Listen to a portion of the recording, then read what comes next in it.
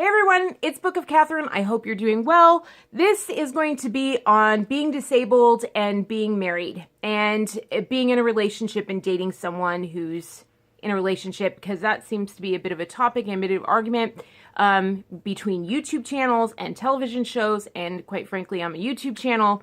And unfortunately, these channels have all the earmarks of being paid. Unfortunately, they have like scripts and they have a team and they have all of the film editing. Like the film is not, it's got all this just a ton of things going on. And also like, yeah, so there's just an enormous amount that has every single, you know how, scam baiters and stuff like that, or scammers, and all the red flags and stuff like that. They have every single red flag of being a paid channel, a sponsored channel, not even red. I'm just like, oh, here we go again. So, and there's reasons behind that. I understand the big money that's to be made behind telling everybody that we should get society to everybody should swipe right on a person in a wheelchair. There should be no difference. Are you kidding? Are you joking? Like, that's social engineering if I've ever heard it. So that's manipulating a person's attraction levels and personal preferences. It takes a special kind of person. There are definitely people out there who prefer, like I know people that have actually, they were physical therapists and they sought out people and they were attracted more to people that were in wheelchairs, and that was their thing. There are, that was their thing. And then there are people who are very athletic and that's their lifestyle and they run and everything like that. And that is what they do. Like I was a dancer, like that's not the first, like, although as a dancer, I was just like, as a dancer, I just wanted them to enjoy watching me dance or whatever. But there's ages and all this stuff. That's just social engineering. So, but there's also being this argument made of like, you cannot be a caregiver and a life partner at the same time. You cannot date and be a caregiver at the same time. So I've looked into both sides, and on that side, I found out that meant for that person when they're that disabled, at that disability level. And they're right, because when I got to a certain disability level, we had to get help. We started fighting, we started having problems, and we are about, I don't know anyone that hasn't said that they admire my relationship with my husband. Like, he's a rock star. I was very lucky to find him. We have a very, very wonderful relationship. I don't know if it's because we both did dancing before and like it, you learn teamwork and you learn it at a physical level and maybe it rewires your brain or whatever. And in dancing, like a woman gets to flower and become much more than she is, like with a partner and stuff like that. I don't know if any of that played, and I've been wondering about that. Like, as I get to sit in bed forever, I've been wondering if all that had played a part in the reason that but I feel like it's just because we're best friends and we're really lucky to find one another. We're really grateful for one another. But we really, really, really get along, and we've always gotten along. And and the reason I was upset with this, like blatant 100 out of 100 times, it'll never work, is I understood it, but it was at that disability level. Like at that disability level, if you're their caregiver, their full-time caregiver at that disability level, yeah, that's right. All the other disability levels, but it wasn't stated that way. Do you know what I mean? So all the other disability levels, like, look, let's talk about it. Like, there's this little phrase in the marriage things of like in sickness and in health. Well, that's the point, is that most people get married when they're not sick and they have a relationship that's the basis of it. And that's what I really want to say, is that when you date someone, there should be a friendship level at it. You should have teamwork at it so that you can face the world and take it on together. That's the whole point of relationships. When people say they want to find someone, nowadays I've been hearing a lot of things and people, they sound like they want to own somebody, like own a person in order to get love from them. Like, oh, I want them to die without me. And I'm just like, that's not a relationship. That's a slave. You know what I mean? Like, that's slavery. Relationship is equal, both people, you have to kind of humble yourself. There's a sort of self-interest that you're both walking through life like this, looking out for yourselves. And then suddenly you're also looking out for each other. You're looking out for yourself, but you're also looking out for each other because you're a team, right? And so what happens is now that you're a team, then when sickness comes, that teamwork comes into play.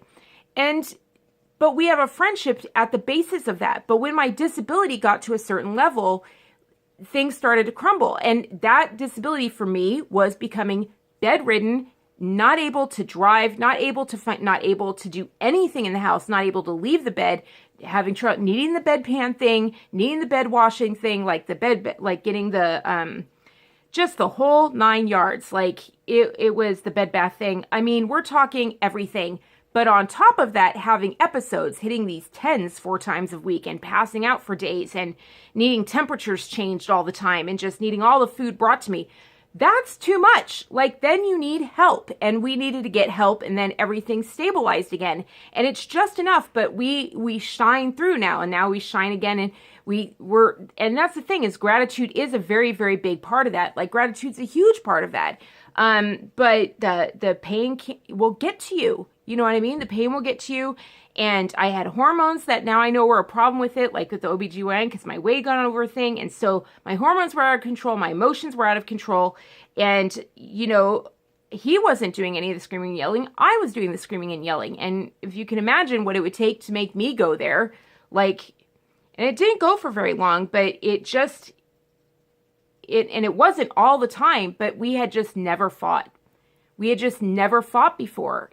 We had never fought. And I wasn't, to me, it's abusive, because I think once you start raising your voice and screaming, you've entered a different, I would say that I didn't feel like I was in control of myself, for sure. Like, I look back and I'm just like, I don't feel like I was in my right mind. Like, I remember not being able to think, and but in the times that we were out, and I would say maybe it happened, like, I don't know, it didn't happen. It wasn't like a pattern or anything like that. But the fact that we went that far, the fact that I got that far, I know you guys don't know me and my husband or whatever, but I wish that you did, to know what that meant if it got that far, how bad that is. Caregiving is necessary. We sacrifice so much in order to have just a certain amount of caregiving. And I've said that over and over again on my channel. It's necessary. We weren't able to take out the trash. He was working too much and doing too much caregiving, to the point that the trash could not be taken out. I mean, he was, falling asleep on his feet just trying to take care of me. You can't do it. Like, it can't be done. So there is a certain point, you know what I mean, where caregiving is necessary. Like, you can't provide and caregive. It's just impossible. And it wears on you. You have to be able to have some kind of relationship in there, some kind of time where you can talk, some kind of time where you can relate and be a couple. That has to be part of your relationship. And, I think that in sickness, there's a whole range, and in sickness of in health is serious. And I think everyone gets sick, especially in our society. A lot of people are getting sick. I think that the medical industry isn't designed anymore to get us out of sickness. I mean, I remember when I came into my doctor's, my primaries, and I went to the lady to check out, and I was actually upright. I wasn't being wheeled out. And I said, "Look what I can do." And I turned around in a circle, and she just, even coming down the hall, her face was shocked. And I was like, that's how rare it is to see someone get better in here. Like, no one gets better here. Like, no one comes to the doctor to get better. They come to the doctor and then they just slowly decline. You know what I mean? And it's been designed that way. It's not the doctor's fault, for heaven's sakes. It's everything they've been taught. I even heard a doctor say recently, a new doctor, and they're like, "Oh, well, I'm getting used to the job. Like, I've pretty much seen, I'm getting to the point where I've seen all there is to see." And I was like, she's like, "I pretty know what I'm going to see now." And I was like, oh my gosh, like, that's the mentality that's being taught in the medical schools, and being taught that you've seen all there is to see. And you have to go outside to these clinics that have broken off to these older doctors, and they think outside the box. Like, they use these things of process and elimination. They think of things, all these things, because it could be, our bodies are extremely complicated. They do extremely weird, complex things, and doctors are supposed to be the ones that figure out the weird, complex things. They're not supposed to be the one for a Band-Aid. And so, more and more people are getting sick, but there has to be a foundational relationship in order to be this teamwork to get through it. You know what I mean? So, like, when we needed the moment I was able to even think clearly, like, I wasn't even mobile yet, but the moment I was able to think clearly, like I fought for a contract job and I got a contract job with software work. And that little bit like was able to help us get, like I would put that straight towards getting this. And then I did this channel, like, you know what I mean? Like I did this channel and got the, put it all towards medical bills and supporting my healthcare and supporting like actual caregiving, because it's impossible. It's impossible for someone to do all the caregiving necessary. And I am not how bad these people are. I'm not as bad as these people. I'm not paralyzed from the neck down. You know what I mean? I get paralyzed from the waist down, but I'm not even paralyzed from the waist down all the time. Yes, I get seizures. I had an episode in front of one of my doctors the other day, and they were like, yeah, you didn't show any classic symptoms. They were like, that was bad. And I was like, but that's a mild episode. It was literally, she said, on a scale of 1 to 10, where is it? And I was like, that's a 3. And we rarely have 3s. Like, we're usually up at 7s on these episodes or whatever. And she was like, that was a low episode. Like, she was really, really, really, and it was good for me to see that. It was really good for me to see like how bad they are when I'm at this far and I'm like, what the heck have we come through? Like, what the heck have I been through? And the fact that it isn't classic explains why, it isn't getting, I mean, we've been to enough doctors, but it explains the insanity of the fact that we have to go to the doctors and the doctors aren't coming to our house. You know what I mean? The doctors aren't coming to our houses and actually seeing us in our condition and stuff like that. So it's really one of those things where it's insanity. Like, I don't know, it's hard. So yeah, it's a balance. So I guess my point of view on it is you have to protect the relationship. Of course there's caregiving. Of course you can be a caregiver and be in a relationship. Of course you can. Of course you can. When there's the other side, like when in the earlier part of relationship, I was doing a lot of supporting. Like, it's gone back and forth. Our relationship has had this yin yang. Going into it is something entirely different. You need a certain personality for that, to be able to seek out and find the person inside of them. You have to already have a caregiving element within you in order to go into that mindset, in order to look past, because you've got to be able to form a relationship in this friendship to be able to love yourself through and see the person more than the job of caregiving, because caregiving is a labor-intensive job. It's not an easy job. For heaven's sakes, my husband was exhausted last night. But I was feverish, I was nauseous, I was throwing up in my mouth, and I was shaking. And he was just like, what do you need? And we haven't had enough caregiving support. Like, one person had, once again, like, people quit all the time, not caregiving, like they quit their entire job and go, because it just happens all the time or whatever. And so we had to hire somebody else, and they don't bring up wood. And so we don't have wood and I need wood for the wood stove or whatever. And he was just like, what do you need? And I was just like, are we ever going to get wood? And he was just like, I'll get the wood. And I was just like, no, seriously. And then he's like, is it what you need? And I was just like, yeah, I think it's the only thing that's going to get me through this. And it killed me to say that. And he had to go when he was already exhausted, had already made dinner, had already done this stuff. And he went downstairs. But this morning, it baked me through the night. And this morning, I was able to get up and move it again after days of not being able to, after days of episode after episode after episode. And I'm able to tape. And today I have a doctor's appointment, and I'll be able to do that doctor's appointment. And he knew that. He knew I had a big doctor's appointment today, and he knew that wood would help. And he knew it. And so he had to do it. And it killed him to do that. That is something, a marriage is something that's called for. That's something that's, never underestimate how tough that is. And never, as the one receiving the care, I do not consider myself a victim. I never do. I consider myself extremely lucky that I'm not living in a home on state being served by nurses who are abusive. Like, I feel extremely lucky for that. I don't see myself as a victim. Oh, poor me. A lot of people who are disabled, they expect and are entitled and are like, give me, and oh, can you do this? And they love the attention. I don't. I feel awful that I'm doing this to my husband. I feel awful. I know that it's not my fault. I know I have no control over it, but it still breaks my heart. And that's how we get through it, is that it breaks my heart. It breaks my heart. I recognize how tired he is. I recognize how exhausted he is. I wish it wasn't that way. I really wish it wasn't that way. And it's why I fight so much hard to get better. And that's why we make it, because we're both so grateful for each other. Like, for some reason, he's still more grateful for me. And every once in a while, we do something something and I realize the value I bring to the relationship. But there was a time where I brought no value to the relationship. No value to the relationship. There was a time when I was so sick that I brought nothing. And it was the most humbling and biggest lesson in my life, because I'm a go-getter and I do this and I do this and I do this and I do so much, right? And I love, helping. I love talking to my insiders. I love being interactive with them, and I love, they help me so much, but I know I help them so much. Like, we both edify each other. But there was a time where I couldn't do any of that. Like, I was just this lump of pain and I couldn't speak, and it was so hard because I was like, I bring zero value. I only suck. I only suck from this world. I only suck energy from other people.